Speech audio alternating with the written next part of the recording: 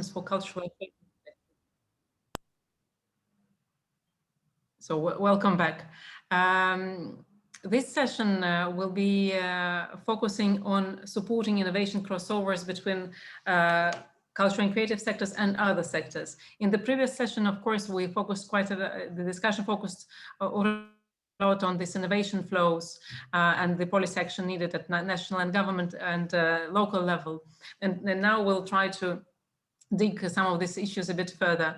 And I'm very pleased to introduce our panel and our speakers. We have quite a rich set of expertise there. Well, I'm very happy to say that Michele Magas decided to stay for this session as well.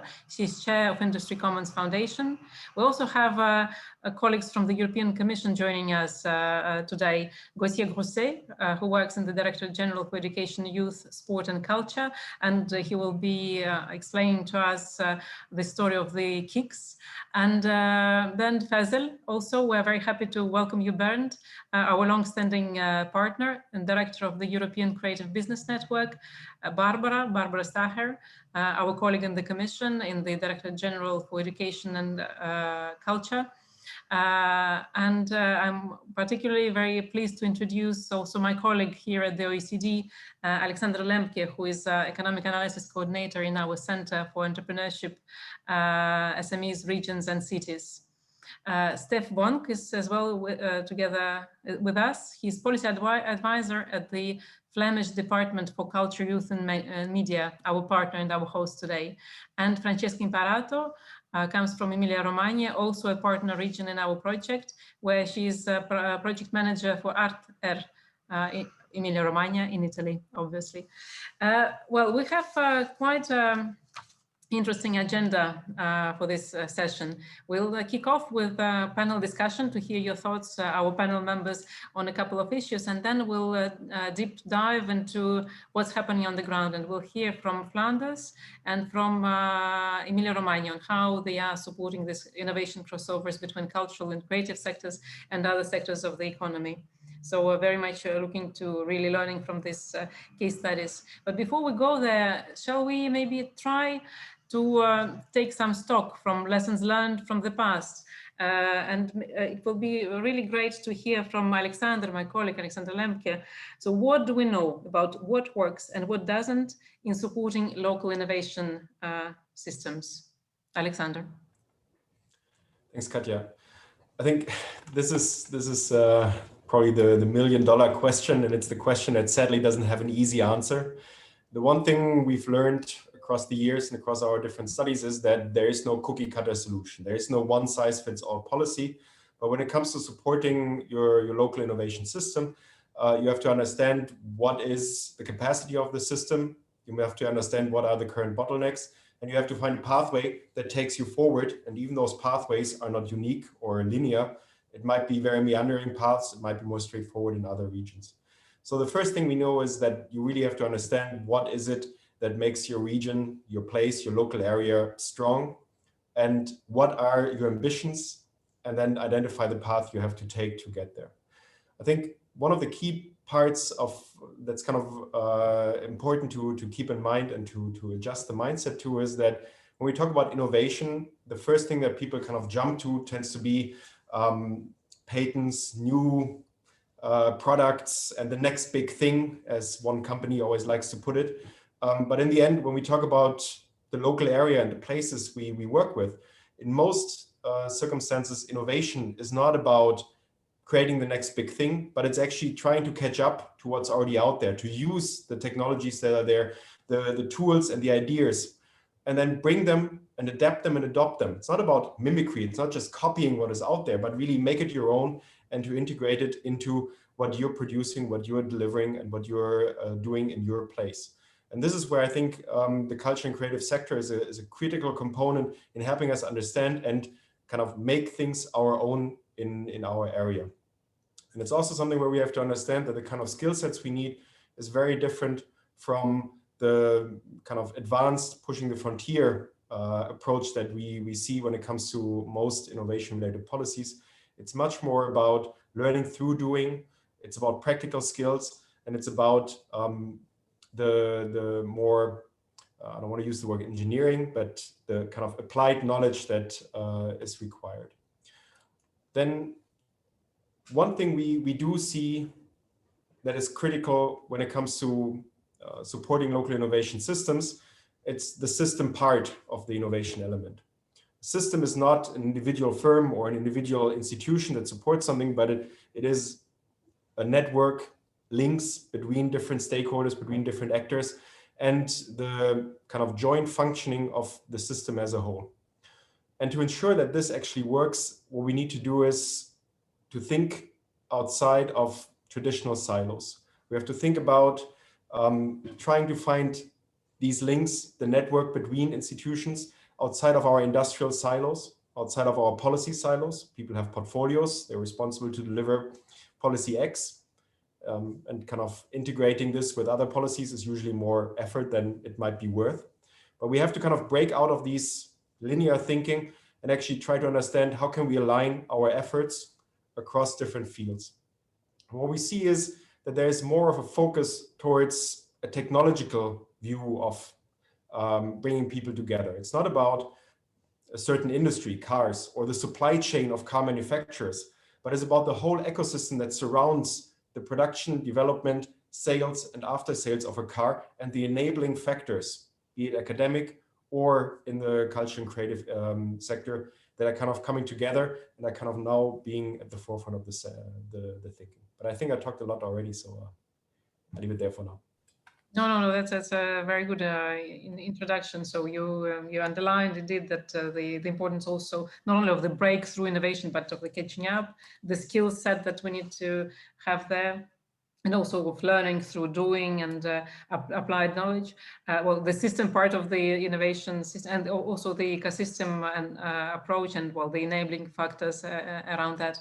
I wanted to turn now to Gauthier, maybe with the same questions, and maybe you can share with us also the some of the lessons learned from the knowledge and innovation communities that the European Union, the European Commission has been supporting over the past years, and maybe also the linkages with the universities there as well. Gauthier, please. Yes, so thank you. So music to my ears, what I just heard. So indeed, so the really what is important is to how to bring together all these actors, how to support this collaboration of public-private actors. For me, I would like to highlight the importance of two, and actually really more one. So two, first is the collaboration between the involvement of the local government, so the local authorities, so usually at city or regional level, and as you said, Katarina, the importance of higher education institutions, so university. Obviously, I mean, for me, these are the two most important, but in fact, you can add the more the merrier. But I would like to insist on the role of these two, because you need first a political push, you need a political vision, a political commitment that will last over a long period of time. So for this, you need really to have on board the local authority or the regional authority, which usually also will trigger some funding, because funding will have to be here. So the funding will not necessarily come from the local or central government. It can come from various sources. It can come from EU funding, from structural funds, from other type of funding agencies or innovation agencies. It can come from the private sector. So the local authorities funding. And for me, very important, the role of higher education institutions. Why? Because there is no innovation without people. So the people are behind the innovation. And it means that you need to be able to attract these people. You need to be able to train them. And the previous interlocutor said, skills are very important. Yes, you need the right skills. So both technical, or sector specific, but also very entrepreneurial skills. You need the right entrepreneurial mindset to innovate. So you need to be able to attract these talents, to retain them locally in your region. And for this, you have to rely on good university, on higher education institutions that are fit for purpose. And we call them entrepreneurial universities. So these are universities that, obviously go beyond the mission of education and research, and that really go deep into playing a stronger role in the economy. And for that, you really need to support these universities to go through this transition, because it takes time, because it involves change in the leadership, it involves developing a strategic agenda, it involves working with companies, with tech transfers, with also local authorities.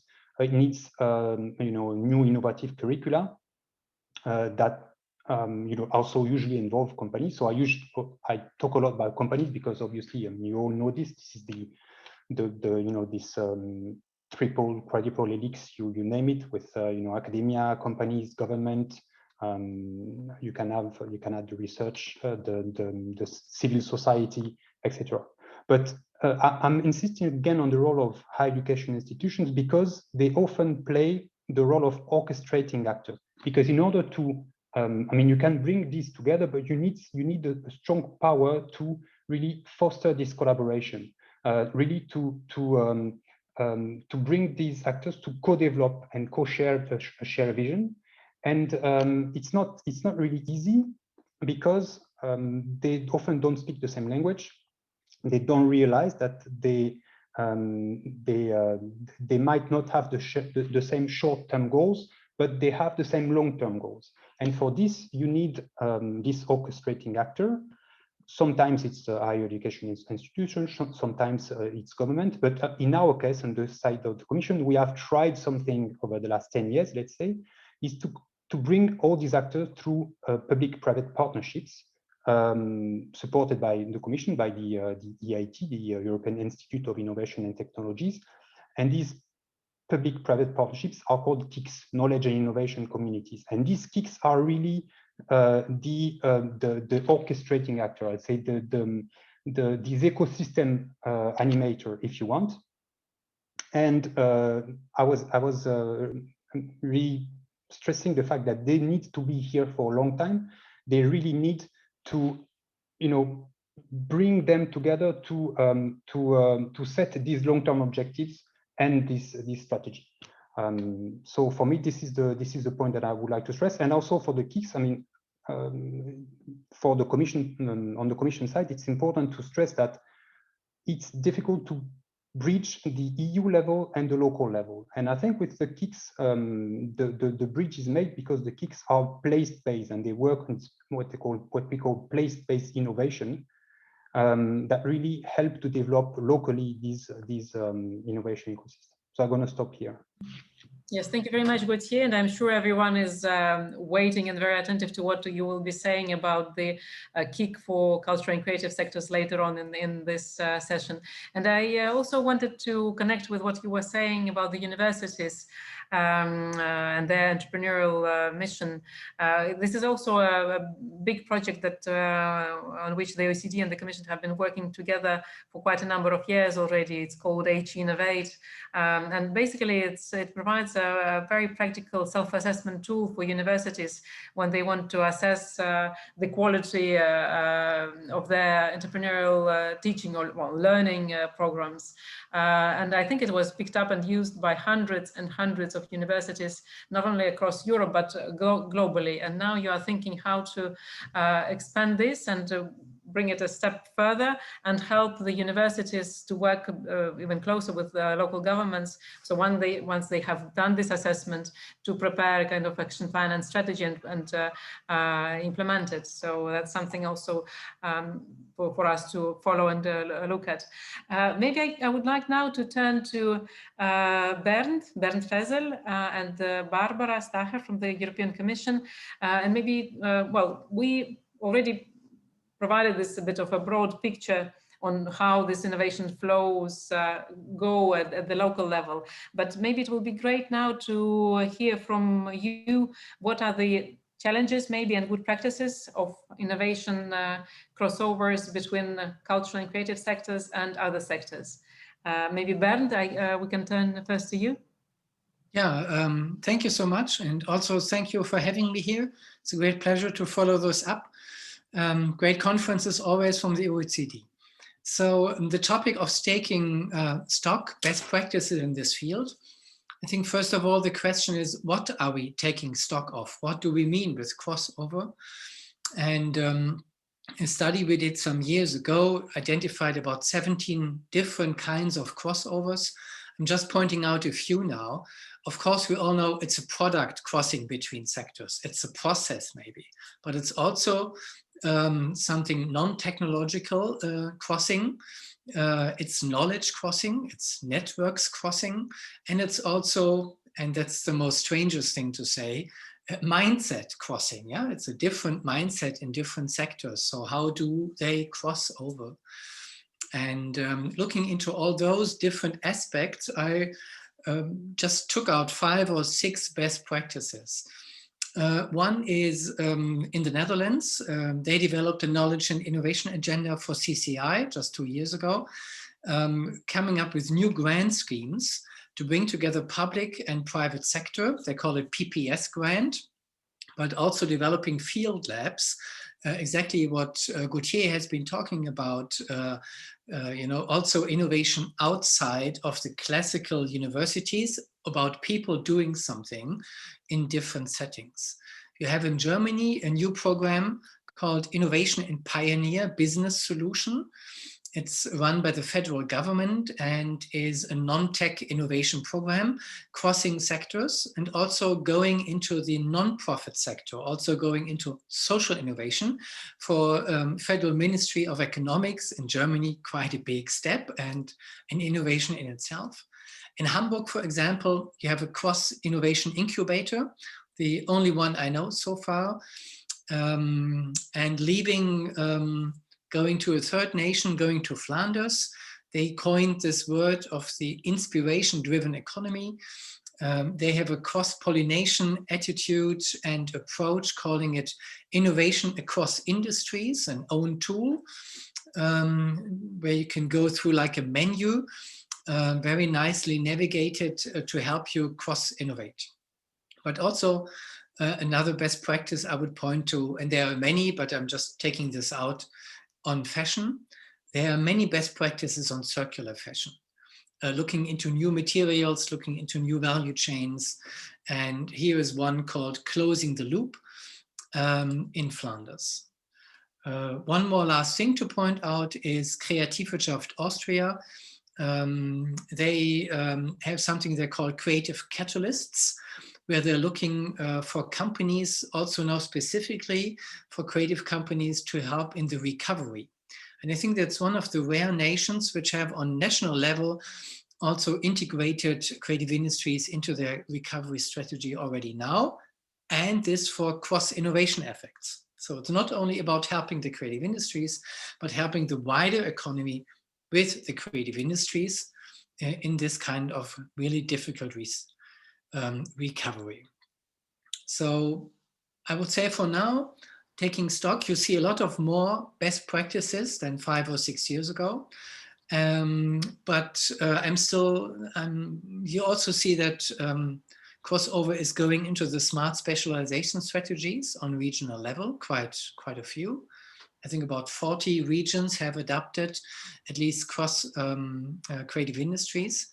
But it's still a list of good examples. You couldn't claim that this is mainstream. And this is still to happen. But I think with the new policy period starting now, with the new Cluster 2, with the new European Bauhaus, with so many cross-sectorial approaches, the European Union is just driving forward, I think. I'm hopeful that at the end of this funding period, we will have more mainstreaming. Yeah, that would be my stock taking in just a few minutes. No, very good. So what you say is that we are going in the right direction. No, there is already tremendous progress made, and things are developing in the right direction, I guess. Barbara, maybe I can turn to you now. So for you, if you have things to add to what Bernd was saying, what are the challenges and good practices of innovation crossovers here? Yes, actually, we had this group of experts, of member states, experts of different EU countries a few years ago, and the name of the group was Innovation and Entrepreneurship in Cultural and Creative Sectors. And many people who are here present also participated. And the funny thing is, actually, we did a stock taking just last year, and we looked at the recommendations of just a few years ago, and quite a lot have been achieved in the meantime, which at the time, just 2 years ago, sounded utopic, but now they have already been achieved in terms of a cross-sectoral mode of working, of integrating culture and creative sectors and industry into other funding programs. And well, I also found interesting what Alexander Lemke said at the beginning. I mean, his point about not working in one policy area and then looking of how to connect to the others, but actually already co-creating together from the very start. And I think that's what we have been doing the past years.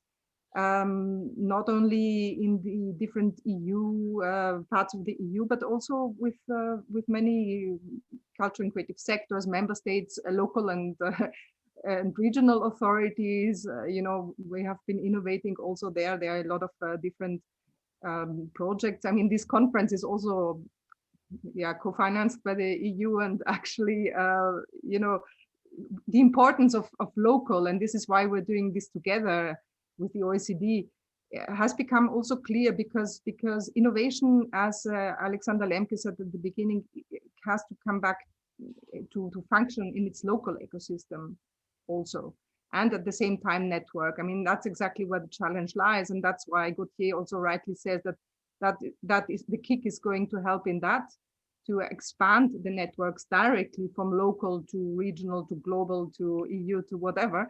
So in this sense, I think we have a lot of great possibilities to work on these strands in the future, and also a lot of good practice examples, both at the member states local level. You can look it up in the report I just mentioned on the stock taking. So there are lots of good examples already and inspiring examples. And also at EU level, there are lots of interesting cross-sectoral programs like the STARTS program. Many of you know, I mean, Michela Magas is one of the of the initiators of this program together with Ars Electronica. So, I mean, that's cross-sectoral at work per se. Then there's the Worth project, because Bernd mentioned fashion design. Yeah, that's also with functioning with calls directly to creators. And then, of course, also taking into account more social and local aspects, the Creative Hubs network and what they have been doing, the Creative Flip project, you know, also working together with local cultural centers. So there are lots of examples. And I think we are moving into the right direction, all of us together. Yes, thank you, Barbara. As you said rightly, I mean, even just in the last 2 years, there was a lot of progress made, and you were saying that a lot of recommendations you developed 2 years ago and now are already implemented. So maybe the question I will ask you at some stage during the session. So, but what are the current priorities? In fact, yes, there was a lot of progress, but now what needs to be addressed today and tomorrow? But before we go into that, I wanted also to hear from Gauthier. So, what are the plans now for the for this kick on cultural and creative sector? Yes, so indeed, the IT becomes very relevant, not only because of the 8 kicks that are already there, and when we talk about, you know, cross-sector, etc., I mean, this is very key, but also about because of the new kick that is in the pipeline now. So we have a political agreement. We've reached a political agreement in January, so last month, and there will be a kick on cultural and creative sectors and industries. So which is a very good news, because so the call should be launched by the end of the year, but it's very good news because it's a very ambitious initiative which aims at having a systemic effect. Ambitious, why? Because the budget will be there.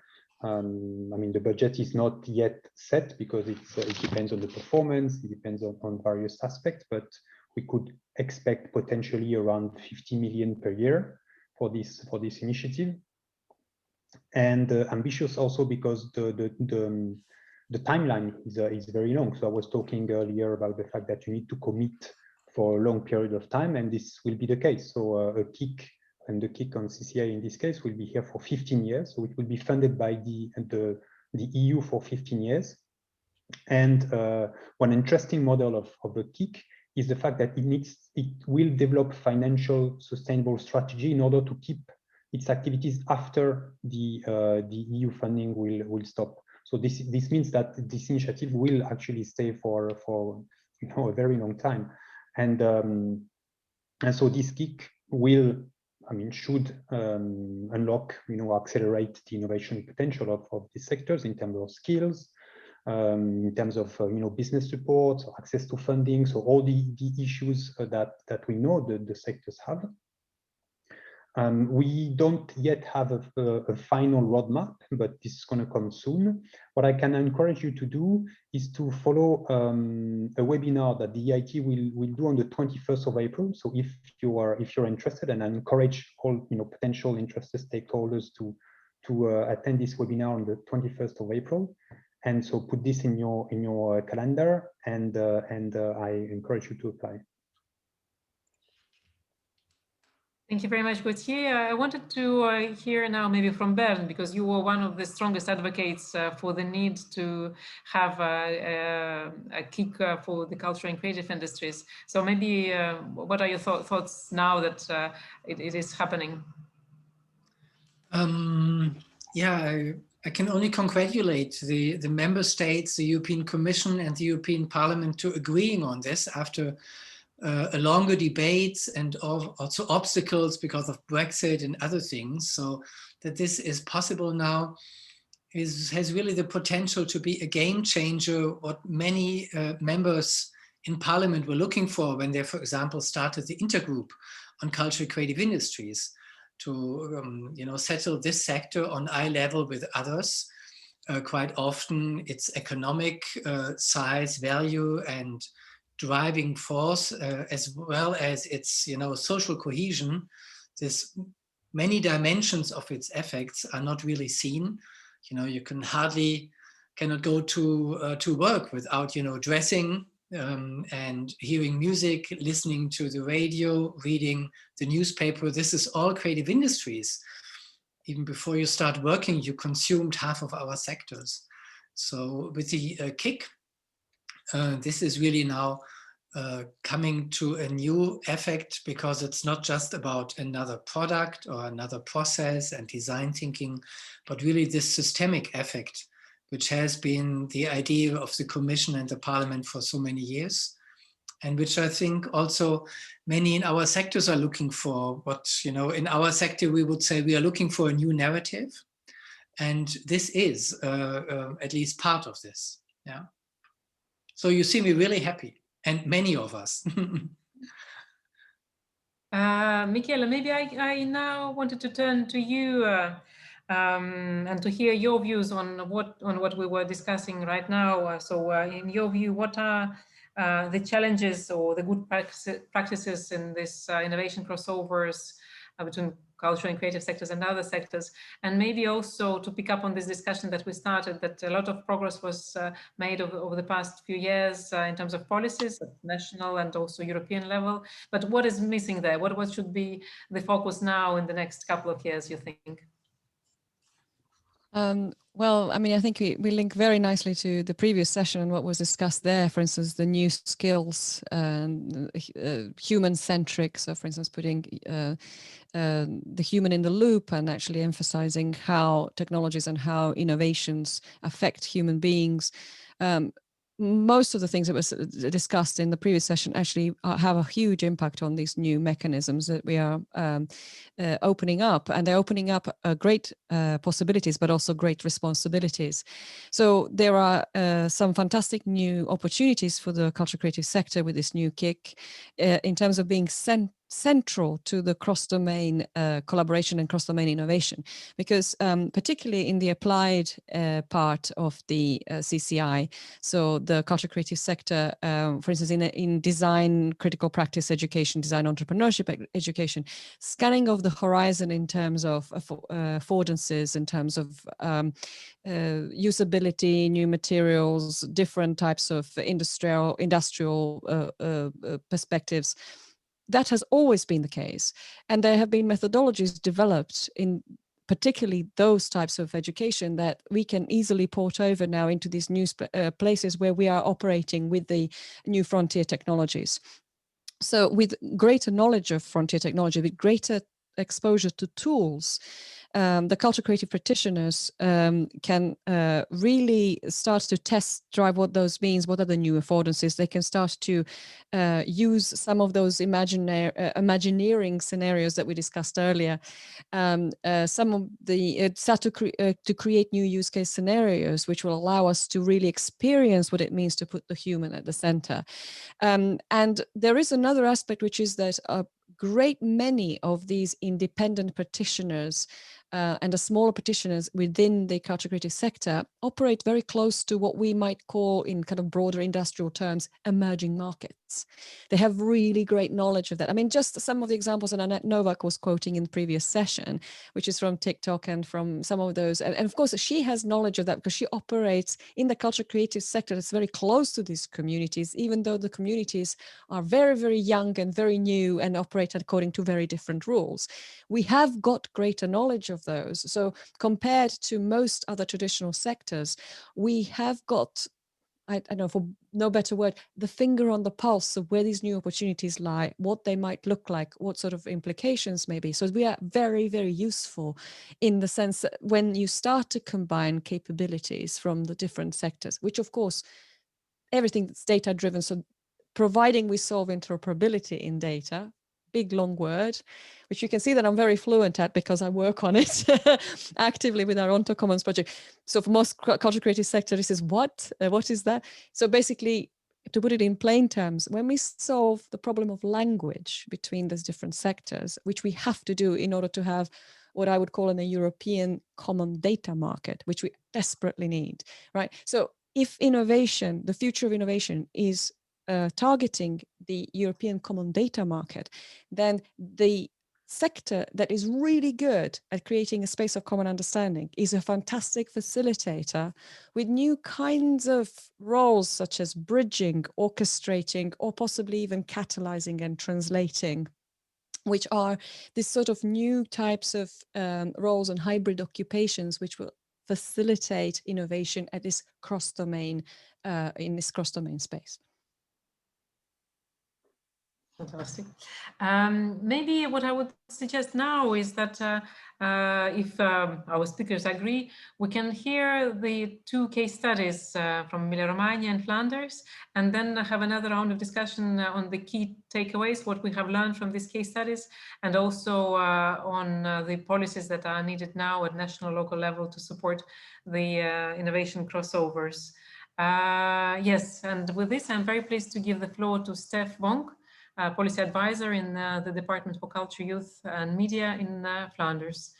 Steph, please, the screen is yours.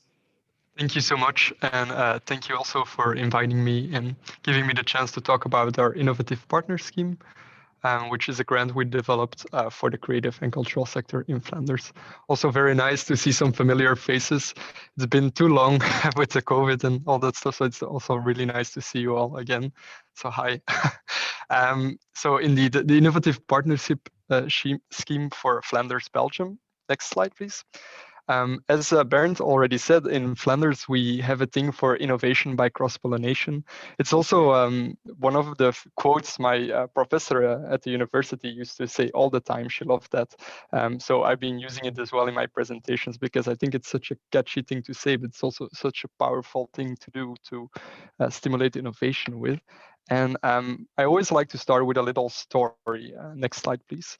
Because my professor also told me every time the story about how innovation by cross-pollination traces back from the old Japanese culture, where this rice farmer no longer wanted to use chemicals to keep his rice fields weed and insect free. That was due to economic reasons because the pesticides were so expensive, but also due to biological reasons because the chemicals ruined their soil. Next slide, please. So instead, he started working or co-working with his neighboring duck farms, and the ducks could swim in the rice fields of the farmers, so they get fed by eating the insects and the snails and the weeds between the rice plants. And at the same time, their manure provided the rice farmers with a nutrient-rich soil. The result was successful for the rice farmers and for the duck farmers, and it became a useful technique in all Southeast Asia. Next slide. The thing, what I like so much is that I've been doing this presentation for quite a long time, and I always tell the same story, and I was looking for images for this presentation. And I just found out that the Japanese car maker Nissan invented this robot duck that could replace the ducks in the rice fields because it has a GPS system and a battery that is much more efficient than the ducks that they used to use between the rice fields. So that's what I love about innovation and about cross-pollination, that it's always reinventing itself as well. So I wanted to share that with you as well. But luckily for us, innovation is not only happening in agriculture, it's also happening with every sector in the world. And indeed, if we look at the reports from the European Competitive Report or Nesta, you can see that cross-innovation between the CCS and the non-CCS are actually more productive to generate innovation. Next slide, please. And that is exactly what we're trying to do in Flanders with our innovative partners team. Next slide, please. And the next one is fine as well. Yeah, perfect. Oh, and you can press it again. Yep, it's perfect. So what are we trying to do with the Innovative Partnership Scheme? It's a grant that we offer for cultural and creative organizations who want to collaborate with non-cultural and non-creative partners. We ask them to build up knowledge and experience into a product, service, process, method, or business model that can result into new solutions and new processes with a clear cultural, technical, economical, scientific, methodological, or social impact. I know that sounds very broad, but it's exactly what we try to do. So the scheme opens up for every type of innovation and every type of actor. The scheme grants the applicants time and time and money, since funding can go up to 80,000 euros per project, and it can run for 3 years. We're also asking the non-creative and non-cultural partner to invest 25% into the total budget of the product. So at the same time, we're pouring in innovation and new capital into the Flemish art scene. I also highly believe that we cannot ask innovation from the sector if we as a government are not trying to innovate ourselves. That's why we got rid of the long and formal applications that are so typical for our bureaucratic system, and we replaced them through a one-pager and a pitch. That way we lowered the bar for applying, and we also lured new applicants that are new for the department. Finally, we stepped away from the idea of controlling government, forcing applicants to always tell how successful they are when they get money from us, but also that way we're also so often forcing them to lie or clean up their results. Instead, we created an environment where experiment, failure, and learning from that failure was much more important than telling us how great your project was. Next slide, please. So this is the results. We've been doing it for 4 years. We funded 65 projects with 203 partners for over 2 million euros. Next slide. And if you see which sectors we are working with, or our cultural partners are working with, you see it's very diverse, from sports, academic research, marketing, development work. But also this year, for instance, we had a lot of applicants who were working together with healthcare. I think that might have to do something with COVID, but I'm very excited to see how this will evolve in the next couple of years. Next slide, please. And like I said, we're not controlling, we're often asking them, like, how did the project went? So we're asking them these questions, and that way we can also adjust our policy as well, and we can monitor it. For instance, here you see that the results are quite promising. Next slide. But for instance, when we asked, how did you experience the partners' own contribution to the project? We see that 26% of them thought it was rather unequal or unequal. That's why now we're, for instance, thinking about providing standard legal contracts for the applicants so that they can use that when they want to start with a non-cultural partner in the project. And next slide. And as well, we're also trying to see what kind of spillovers these collaborations are giving us. And then, for instance, we notice now that we have a lot of knowledge spillovers, but we don't really have a lot of network spillovers and non-industry spillovers. So we're trying to use that maybe as a motivation to work with a team each year. So for instance, we're thinking this year we might use digitalization as a team for applicants to apply on. That was the short presentation on the Innovative Partnership Scheme. I'm very excited to see the other test case. Thank you. Thank you so much, Steph. Well, it's really a very interesting presentation. And I remember you were saying when we were discussing this program that you also learn from the implementation. And then you feed the results back into the new policy design. So my couple of takeaways from what you were saying now, one is maybe for me a bit sad one, that now even ducks are replaced by robots, and you were saying that they are more efficient. But the other one that I liked very much is that how you evaluate the things, and that of course there is room to celebrate success. That's very good, but you also don't punish for failures. So, and that's, you're really encouraging this experimentation. Well, you're giving space for experimentation. And maybe before other panel members share their takeaways, we can hear also from Emilia-Romagna. And I'm very happy to introduce Francesca Imparato, our partner in Emilia-Romagna, partner for our project. And she's a project manager in Arter, Emilia-Romagna, Italy. Francesca, please, the screen is yours. Good afternoon, everybody. Thank you, Ekaterina. Thank you for having me here.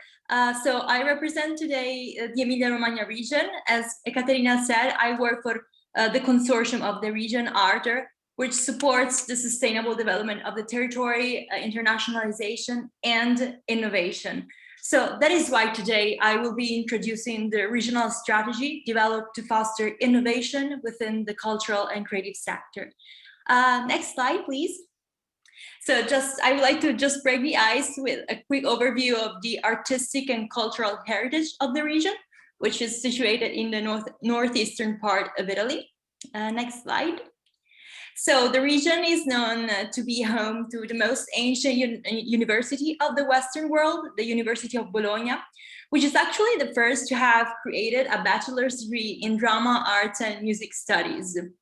Also, slide 4, please. I have included, thank you, just a few examples of the vast cultural heritage that characterizes the cities of this region. We have museum, national and international events, and also several UNESCO heritage sites throughout the territory. Next slide, please. So it is safe to say that arts and culture paved the way for the development of a very lively cultural and creative industry sector. The region, in fact, years ago started to appreciate the value that was generated by this sector. And that is why it decided to define the CCI perimeter, which comprises, as you can see in the image, core cultural subsectors such as the performing arts, but also creative-driven fields such as architecture and also ICT. The idea of let's say, establishing a perimeter was very important to be able to carry out the first economic analysis of the sector, which was done in 2012. I have added here some information which reflects the trends of the sector for 2019. And of course, we all know that 2020 has been a terrible year, and in a way, we still need to fully grasp the level of damage that it caused overall to the sector. But my point here was to show you the relevance of these industries for the regional economy, which partly explains why the Emilia-Romagna region decided to invest in cultural and creative industries. Next slide, thank you. So the support, what's interesting of the strategy of the region is that the support of the sector and the consequent strategy for innovation has been a step-by-step process, starting with first regional laws dedicated to specific value chains, then to the participation in European projects that were dedicated to the sector, the first economic analysis, as I said before. So all these incremental actions have led to the inclusion of CCIs in the regional smart specialization strategy. As a consequence, from 2014 onwards, we have a more and more structured type of support, focusing a lot on sustainability, economic sustainability for the sector, internationalization, and of course, innovation. Speaking of which, next slide. It is important here to highlight the fact that the region intended to tackle innovation in an integrated way, meaning that it tried throughout the years, of course, to include different kinds of actions that could allow CCI to unleash its full potential. In practice, that means that the measures that were put in place regard the development of innovative solutions and cutting-edge technologies, but also the creation of a cohesive community of stakeholders, and also transversal initiatives that could, let's say, normalize innovation and technology, making sure that citizens and also SMEs could understand these new paradigms and include innovation in their daily lives, but also in production processes. Next slide, please.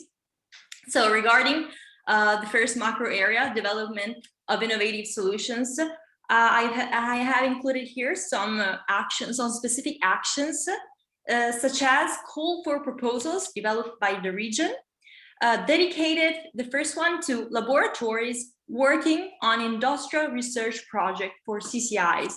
I have added an interesting example of a supported project called Sipario, which worked on the creation of a system able to reproduce music and sounds of specific historical theater in Europe, back again in Italy. The region also financed recently, actually, 2 research laboratories dedicated exclusively to cultural and creative industries and digital humanities. Then we have incredible, maybe some of you already know this project. It is a long-lasting and very renowned project supporting CCIs in their startup phase. Here's what's interesting is the fact that throughout the years, the project captured the evolution of the needs of these industries on the territory and changed some of the criteria of the periodic call for proposal that it promotes, including innovation-related elements. Next slide, thank you. So moving on to communities and cross-fertilization action, the region, through a specific ERDF measure, financed the creation of cluster, which reflect the S3 priority areas, which, as I said before, also includes CCIs. So cluster create groups together stakeholders working at different levels within CCIs. We have enterprises, we have training institutions and research laboratories that come together to create a critical mass and dialogue with the region regarding the innovation needs, but also they try to set together the innovation trajectories for the future, so to invest in these. Also, the cluster, yeah, thank you. Cluster and with other support helps the region in the development of specific paths to provide regional cultural and creative players, to provide them with new competences. For instance, we have recently started an initiative to foster the digitalization of museums and theater within the region, which is ever more important here during COVID time, of course.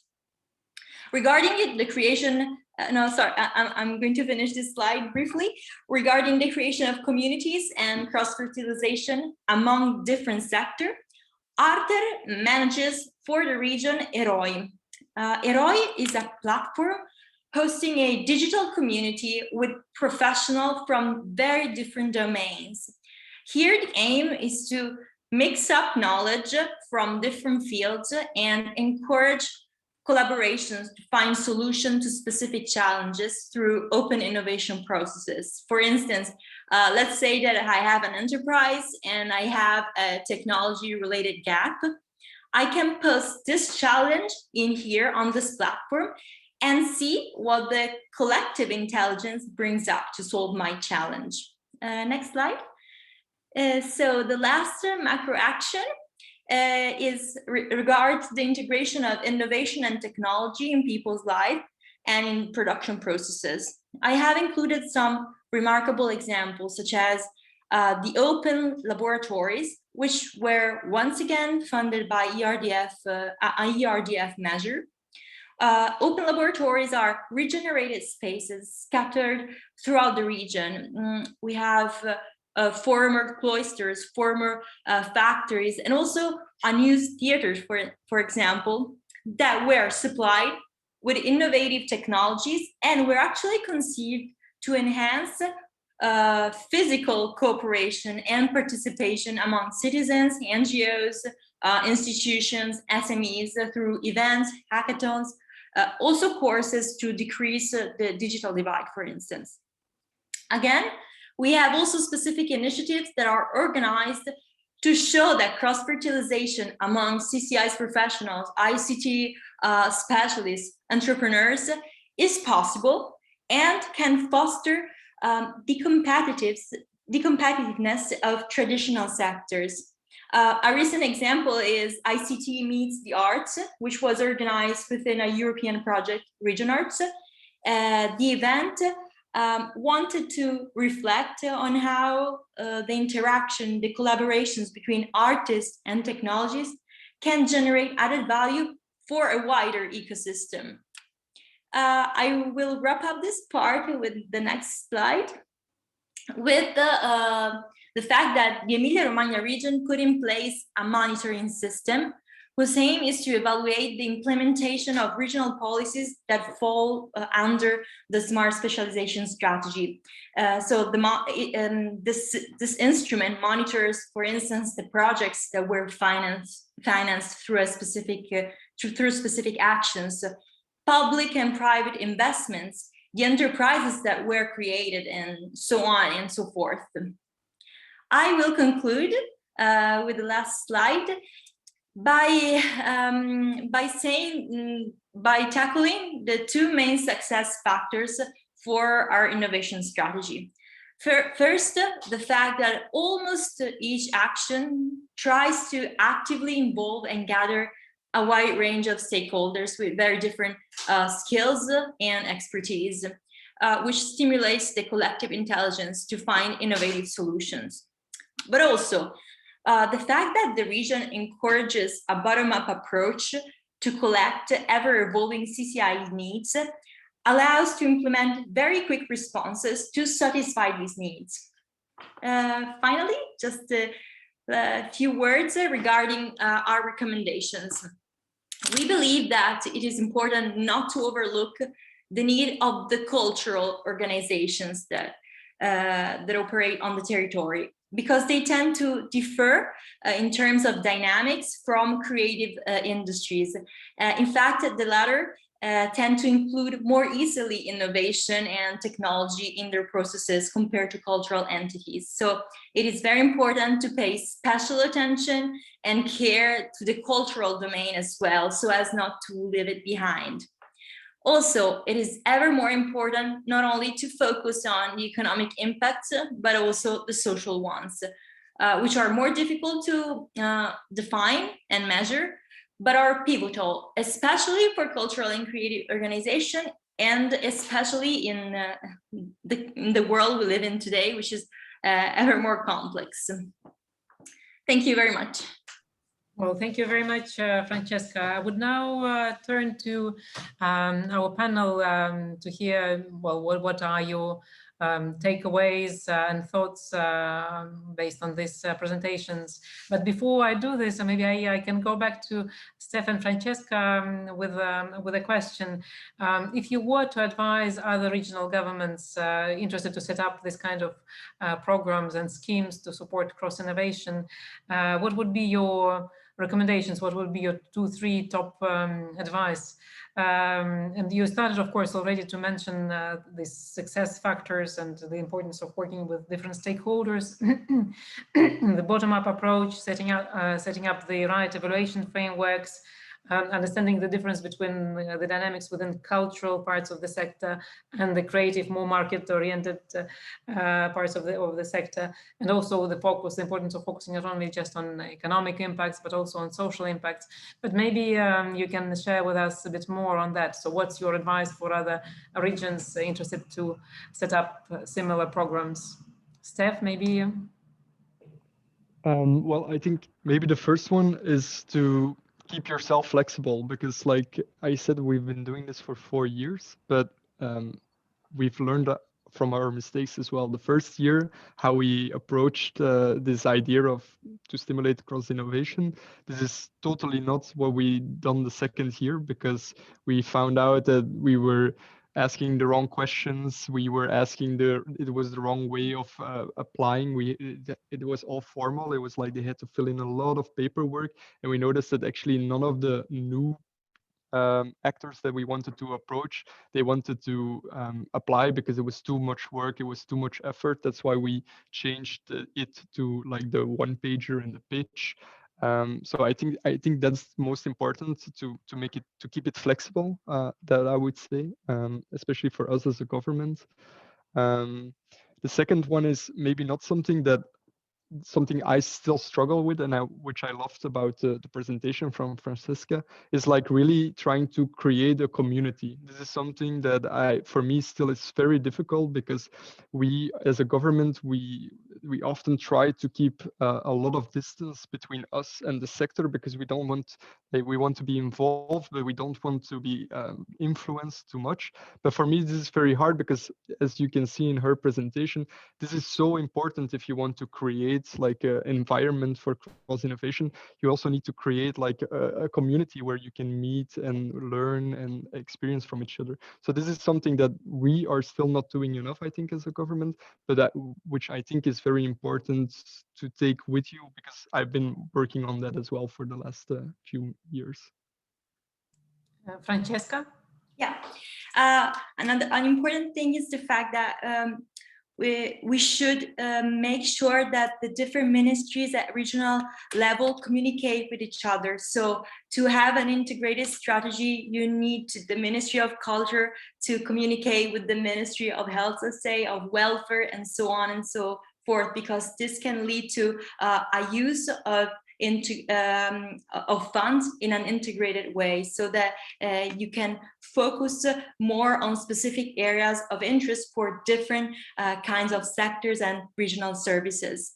But also another important thing is to use intermediaries to make sure that you have people that can understand both worlds, both the innovation technology, and can translate and use the codes that artists and cultural organizations are more used to listening to. The language and how you translate objectives is very, very important. Finally, sorry, I will be very fast. It is important also to focus on the needs of the territory at large. So not focusing only on the needs of big cities such as Bologna, which is the capital city of the region, but also to the needs of smaller areas. Yes, thank you very much to both of you, Steph and Francesca. For me, one of the questions in, when regional governments are trying to set up similar schemes is a little bit how you really define the priority, because it's all about the public funding. So how you decide really on where to invest this public funding. And of course, there is a bit of competition there, and some parts of the government might think that their areas, their sectors are more important than the others.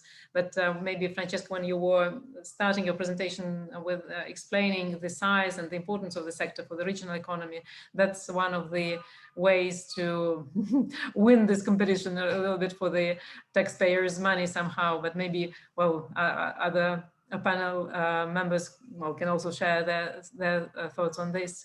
Yeah, now maybe it's a good time to indeed our speakers and to hear what would be your takeaways and ideas after we've heard these two case studies. So where shall I start? Maybe with Bernd. Yeah, thank you so much. I think my takeaway would be really what have been obvious in both, which I also experienced during the cultural capital in the Ruhr region, that you have to be close to the sector and its needs. And that also means the way you do it, not only what, but how you do it. And this addresses the topic that administration needs to be innovative in order to address the sector. You know, the way you monitor, I think it's really good to move from control to coaching, but also that you can apply so easily. And Steph, this brings you closer to the sector, even if you don't feel as part of the sector. But there are many more things to do, like transparency on juries, for example, transparency on jury decisions. Have you ever streamed a jury meeting? Why don't make it public? And so forth and so forth. So I think there's a long way to go on this topic of how to be innovative.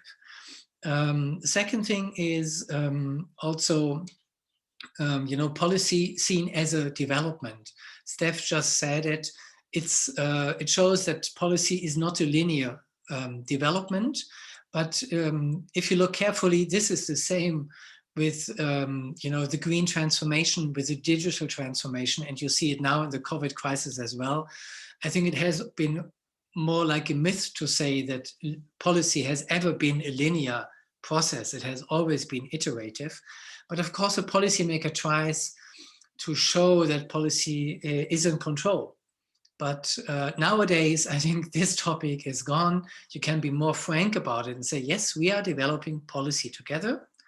The only thing we can tell you is we stay with it and develop it with you together, and to keep expectations low, that you know from the start how your program will look like in 2 years or in 3 years. But the important message is, as a policymaker, we will stay with you and we are not frustrated after a year and just leave policy. And that's the important message. And that's also what Francesca said, you know, policy is in there to stay, a long-term commitment. Michaela said it as well. And that also comes back to, Katja, to your question, how to motivate policymakers to invest those funds. And there I think it comes back again to the big narrative, you know, also kind of teach and explain to policymakers, yeah, what this sector really is about, and that it's not an alternative not to invest. So rather the question, you know, how expensive it is not to invest. And I can only show you, you know, this example in the Ruhr region, kind of a left behind region in Germany with high unemployment, you know, above 10%, 15% in some cities. Still, those cities invested in culture. And this was the turnaround to be better than others. Yeah. And I think those examples has to be told. And then you have a chance to, you know, to also take those funds and direct them into the cultural creative industries. Just look at the recovery funds. There has been no earmarking for cultural creative sectors on recovery funds so far.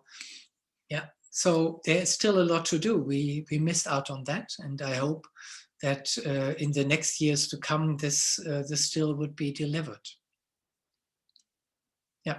Yes, thank you so much, Bernd. Yes, there is a bit still to do on this awareness raising, and European Creative Business Network sees this as one of its big missions as well. And it's really very good to remember the story of Ruhr, an industrial mining region that won the European Capital of Culture.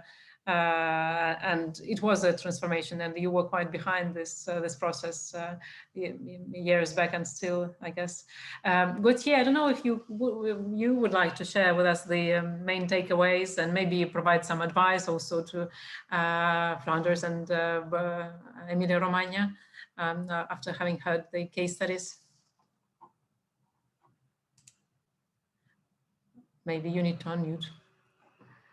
Myself, I am on mute. So I really, I think I'm going to take away from Francesca's presentation the need to balance this top-down and bottom-up approach. I think this is very important, and in order to do that, you really need to involve and trust, in fact, the actors to you know, bring their inputs into the policy making decision. So this is very important, and I think she was a strong point of our presentation.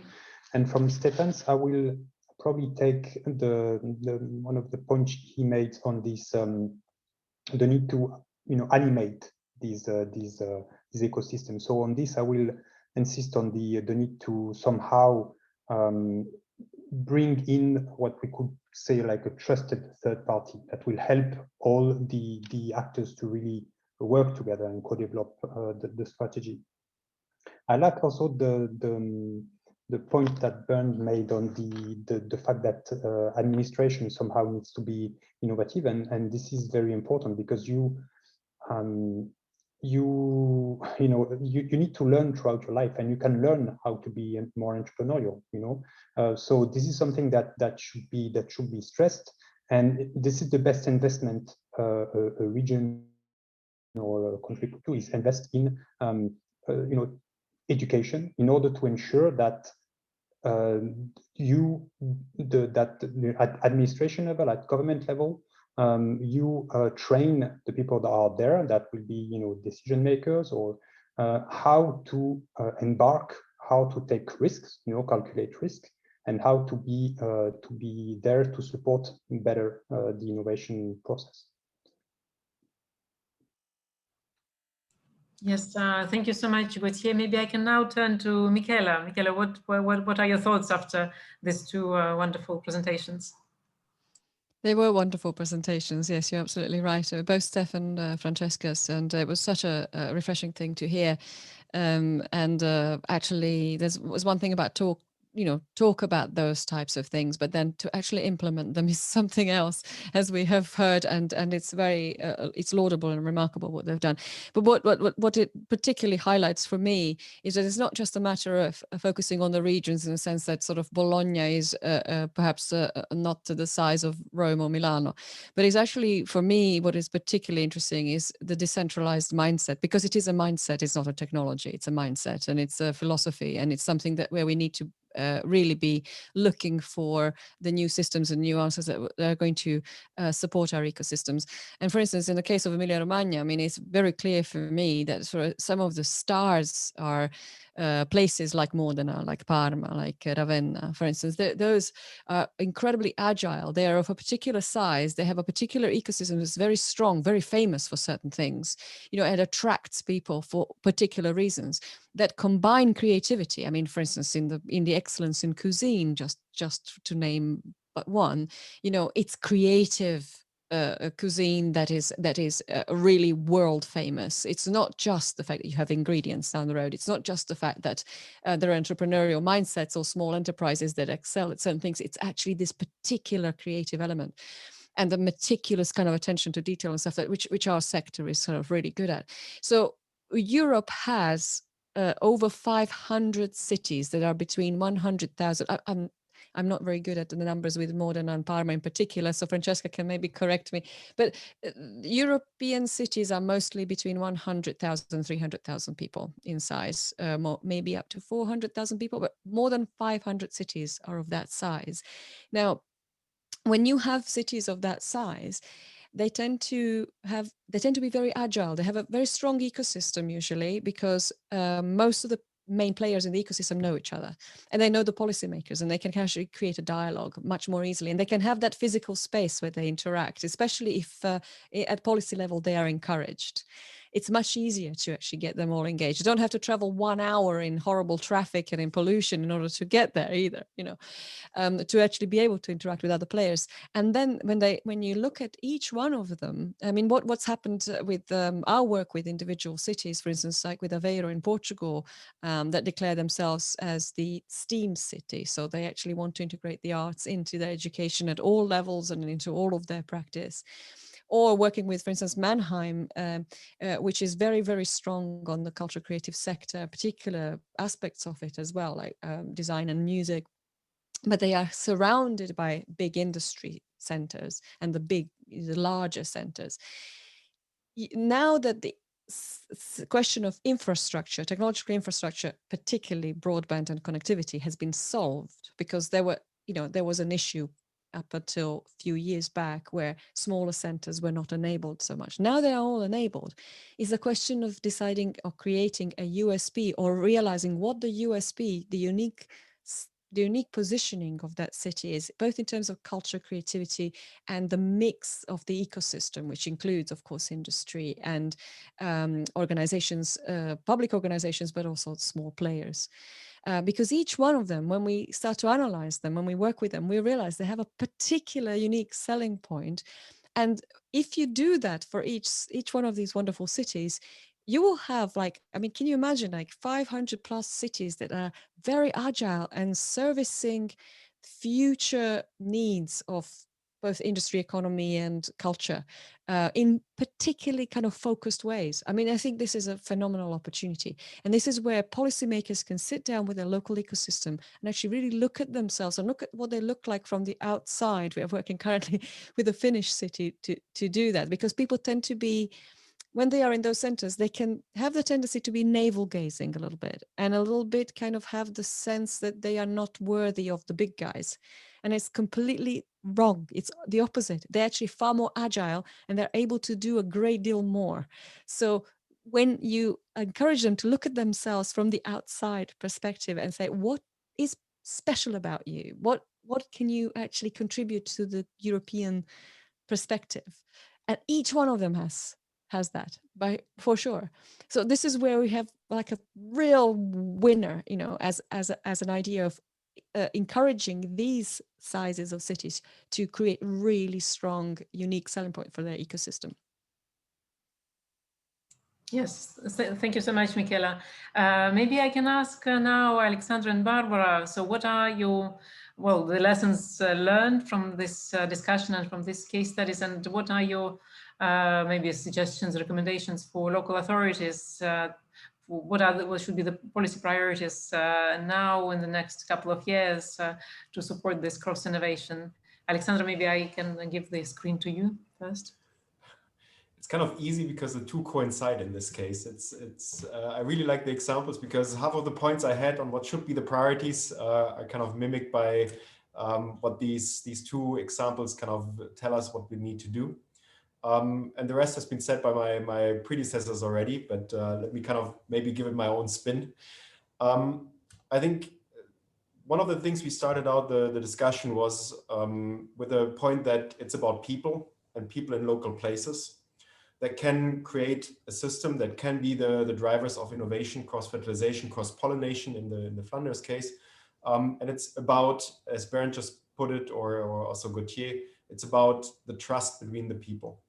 On the one hand, it's about trusting from a government side for people to implement or to use the project wisely and to kind of do the right thing with the resources being provided. But I think it's also kind of the flip side of the coin is that often when we go into places, into regions, there's a problem with trust the other way around. It is about trusting the government, trusting your local government, trusting your national government, and trusting in the kind of process and the institutions. And I think both sides are extremely important for our efforts to function. And to ensure that we have this kind of trust, what we need to make an effort to do is to actually engage in a dialogue rather than in a top-down or kind of gathering information and not really engaging in a dialogue kind of process. It's about listening, in kind of getting the message that you hear from the people, and then using it and telling them this is how we use it, this is how we integrate in your process. And that's one of the things I loved about the example that Steph had, where I said, well, after a year, we realized this wasn't what people needed. We heard that, and then we gave them what they needed, right? And this is kind of the way to engage gradually. It's not something you can do with the one big throw, but it's about engaging people, working with the people that are locally there. Of course, sometimes you need to bring in new knowledge, new skills. And a lot of discussions I always hear is about attracting talent. I really like that nothing of this discussion was about this. It's really about using and working with the people and then see how we can take it from there. I think the second important takeaway I had was we need to make engagement easy and we need to make it beneficial. My first take on this was profitable, and then I kind of killed the economist in me and thought, no, that's not the way to think about it. Benefits are not just about making money. For some people, it's about something different. It's about being visible. It's about personal fulfillment. It can be some other kind of element, but then I bring back the economist in me. For most firms, it's still about being useful, being profitable, and getting something out of this engagement. If I go to my local SME constituents and I tell them, this is for the greater good, I get some on board, but in the end, if I tell them this is good, it creates a social benefit, but it's also something where you make money, I'm pretty sure I get everyone on board. So making engagement easy, making it not complicated. People are very busy, especially if you have to run your own show. If you're a self-entrepreneur, if you run a business with 1-2 employees, you have to do 5-6 different jobs already. Being like an EU grant administrator, we have full-time people for this at the OECD. It's not something you want a poor SME to also have to engage in. Last point I had is space. I think in the current crisis, we're kind of thinking digital, we're thinking online, we're thinking everything is kind of going into this realm. And I'm very much on board with us engaging it and being more prominent on trying to understand how we can make our businesses digital, how we can use more of this resource. But when we talk about innovation, a lot of engagement is not necessarily about codified knowledge, about something where I can put something on a platform, even if it's just a one-pager, but it's about the tacit knowledge. It's about what we can do, what we can engage in, the creativity. And this is something where, at least in the past, at least up to this point, being close together, being in proximity and physically engaging formally and informally has been a huge boon and one of the reasons why our cities have been such a success. Be it the successes, the cities that Michaela mentioned of medium sizes between 100 and 500,000 or our mega cities.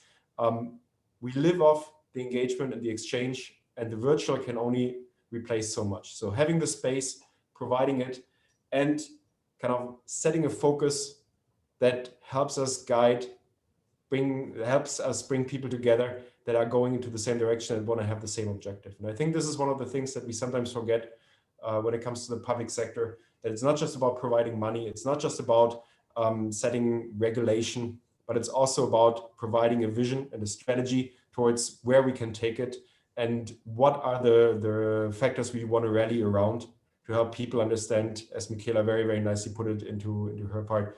It's about finding your uniqueness and using it in an agile fashion to get you forward.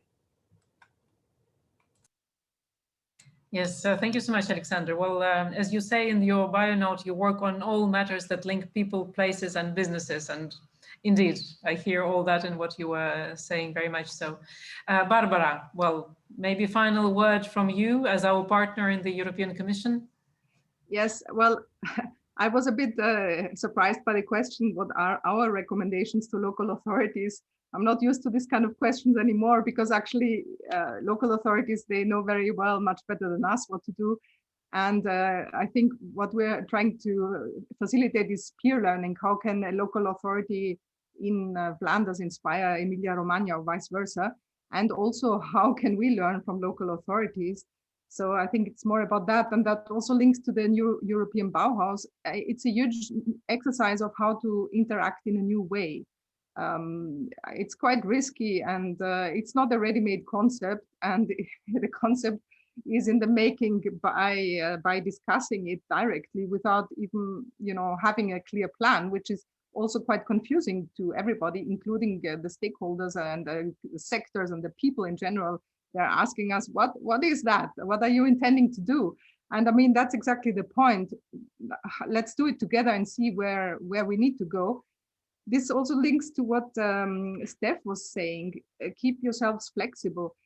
Yeah, we cannot always do that, of course, because it's quite complicated to square this circle. On the one hand, to be flexible. On the other hand, also to be accountable to taxpayers' money, because we are dishing out, I mean, taxpayers' money, and they will ask us, so how did you spend it and why? And, what are the criteria? So that's always the difficulty that we are all operating in. Concerning cross-sectoral and Bernd's point, that there are no amounts earmarked for cultural and creative sectors. I mean, that's the turn side, the backside of the coin of cross-sectoral cooperation. in a way, you can see that in the EU industrial policy strategy, where they are not supporting sectors or talking about any sectors anymore, not even chemicals, aeronautics, nothing. So it's all cross-sectoral because all sectors are interwoven. So in this sense that, you know, that's the coincide of being very cross-sectoral, and then how to survive in this. So I think, and Maria Cayamanido is also here with us, and she is responsible for the research program. And actually this links to the next question, that we need to deliver new ideas on, you know, cross-sectorally has been achieved. Now, how to make this work, how to have new ideas, because we sometimes, I feel that we are in this trap of repeating ideas and things that we have been saying for years. So I think here also we need to think what is needed now for to make cross-sectoriality work, and that cultural and creative sectors are a part of it, and a remunerated part of it, of course, because now with the crisis, everybody is streaming music and nobody's paying for it. So, you know, people have to survive somehow. So I think these are kind of the challenges ahead. And yeah, we need to continue thinking about them. Thank you. Well, thank you so much to all. It was an incredibly rich and very inspiring session. So thank you all for your different perspectives. And also I'm thanking also our participants and who attended to this whole day today. So with that, I'm happy to close this day, and I will see you again tomorrow at 10:30, where we will continue to discuss issues related to how to close the digital gaps to help the cultural and creative sectors thrive, and also how to improve access to finance. And then we'll have a concluding session on how to incorporate all this into a strong regional development strategy. So with that, thank you so much and have a good evening. Thank you. Thank you. Bye. Thank you, Katja. Well, thank you. Bye. Bye. Bye. Thank you all. Thank you. Bye-bye. Thank you. Bye-bye. Bye, Pierluigi. Hi. Hi, Bernd.